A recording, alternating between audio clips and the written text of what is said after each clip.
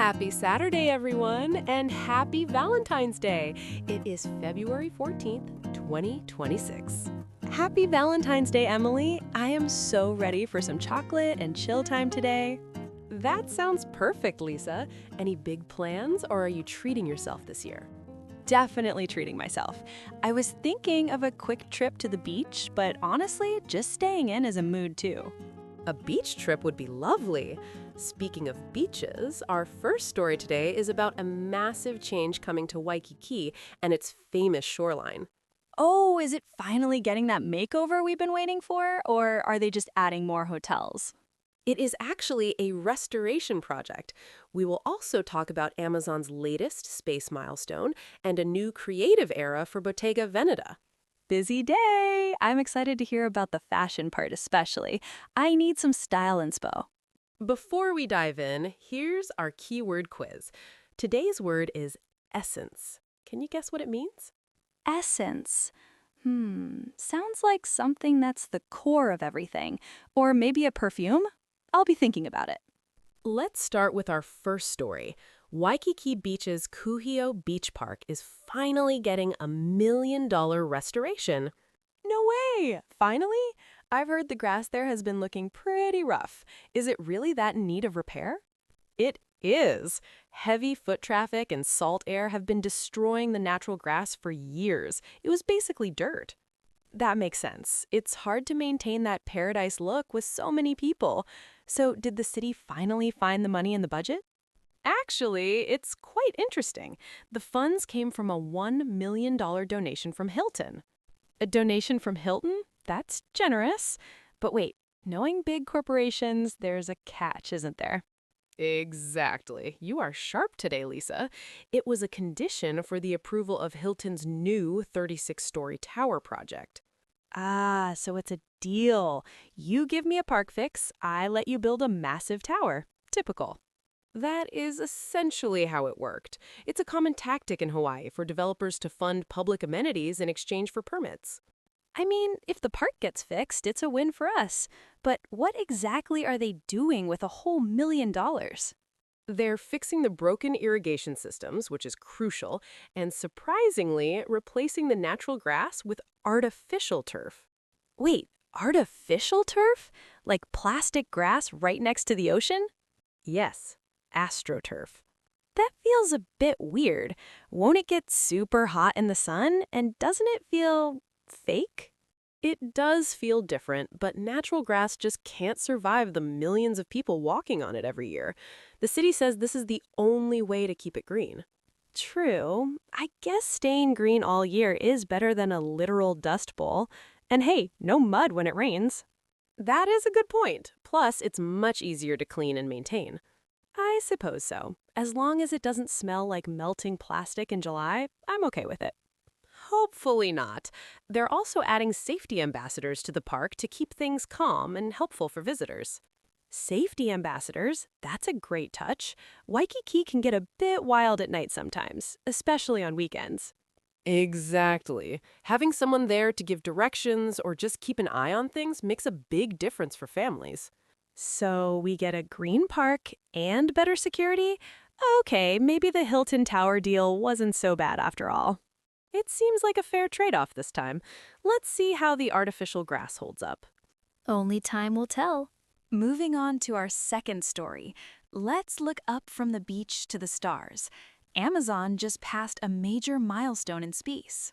Amazon is in space now? I'm still waiting for them to fix my Prime delivery delay from last week.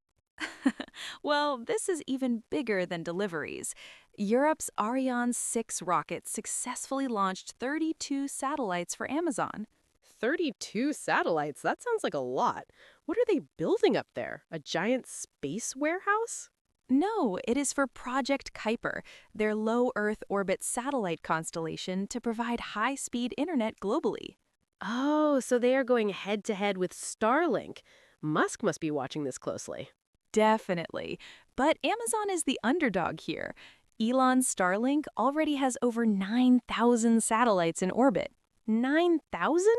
Wow, I didn't realize there were that many up there. Amazon has a lot of catching up to do. They do. And that is why this launch was so critical. They used the Ariane 6-4 rocket, which is Europe's heavy lifter. Why did they use a European rocket instead of their own?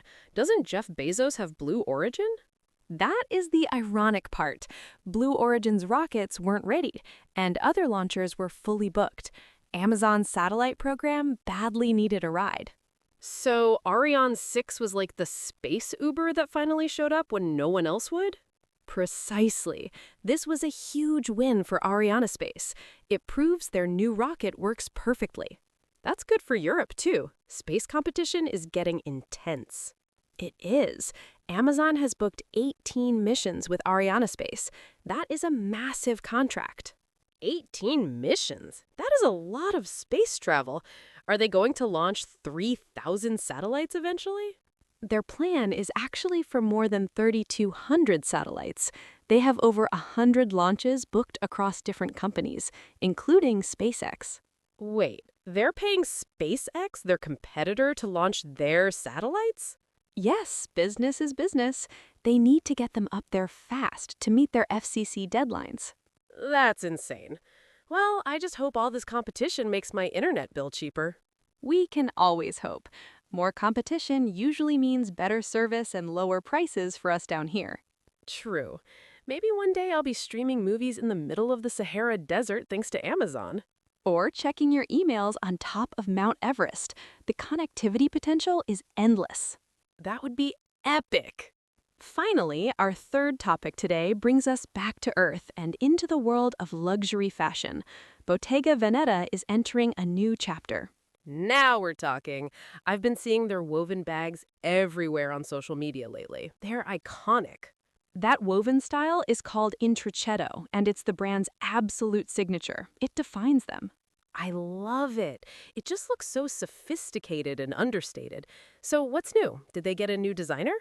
Yes, Louise Trotter is the new creative director, and she's the first woman to lead the house in over 20 years. Go Louise! That is so cool. It's about time. I love seeing women in these top roles at heritage brands. What's her vibe? Her approach is all about essence. She's moving away from fast trends and focusing on timeless style. Timeless is good. My wallet definitely prefers something that doesn't go out of style in 2 months. Fast fashion is exhausting. Exactly. She wants pieces that you keep forever. She's especially getting a lot of attention for a new red woven leather bag. A red woven bag? Emily, stop. That sounds like the perfect Valentine's gift. Hint, hint to myself. It is stunning, and she's using that weaving technique not just for bags, but as details in the clothes too. That's clever. It keeps the heritage but makes it feel modern and fresh. Is it very expensive? Well, it is Bottega Veneta, so yes, it is definitely an investment piece. Ouch, I guessed so. But investment piece sounds better than expensive, right? It does. People are calling her work a return to the true mastery of leatherwork, focusing on the craft, not just the logo. I'm here for it. Quiet luxury is definitely the move for 2026. No big logos, just quality. It seems so. It's about buying better and keeping it longer. It's more sustainable, too, in a way. Exactly. Quality over quantity, every single time. And supporting a female creative director makes it even better. Absolutely. Louise Trotter is definitely a name to watch this year. I'll be watching and maybe saving up. Well, that wraps up our 3 stories, from the controversial artificial grass in Waikiki to satellites in space and luxury bags. What a mix! From plastic grass to space internet to Italian leather. I'm still thinking about that red bag, honestly. I bet you are. And now for our quiz answer. The word was essence. Right. I guessed it was like the core of something. So what's the official word on it? You are spot on. Essence means the intrinsic nature or indispensable quality of something, like the essence of a brand is its core identity. That makes so much sense with the Bottega story. Louise is focusing on what really makes the brand special. Exactly. It's about understanding what matters most. Well, we hope you all have a wonderful Valentine's Day. Don't forget to like, subscribe, and hit that notification bell so you don't miss our chat tomorrow. And let us know in the comments, if you had $1 million, would you fix a public park or buy a luxury bag? That's a tough one. I think I know my answer, though. Bye, everyone. See you tomorrow.